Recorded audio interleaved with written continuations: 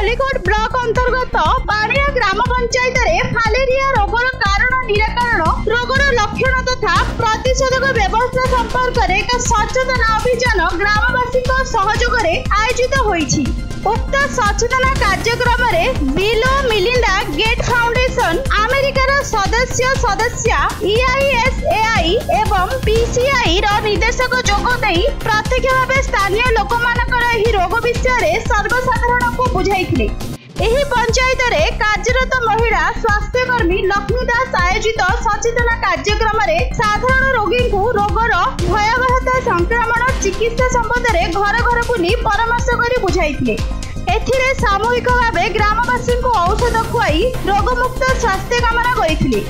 पंचायतर MDA sarpanch सामाजिक कर्मी समेत अंगनवाड़ी कर्मी सुजाता सेठी, संजू गौड़, बनिता गौड़, छबिता सेठी, आशा कर्मी कामना डांगुआ, तनुलता गौड़, स्वेच्छासेवी रंजिता बेहेरा, राजेश्वरी गौड़ कार्यक्रम सुपरिचालन में सहयोग करथिले। एथिरे जिला ब्लॉक स्तरीय बहु अधिकारी कर्मरत कर्मचारी उपस्थित रही कार्यक्रम को सहयोग करथिले। गंजाम रंभारू बनवासी सेठी रिपोर्ट न्यूज.in।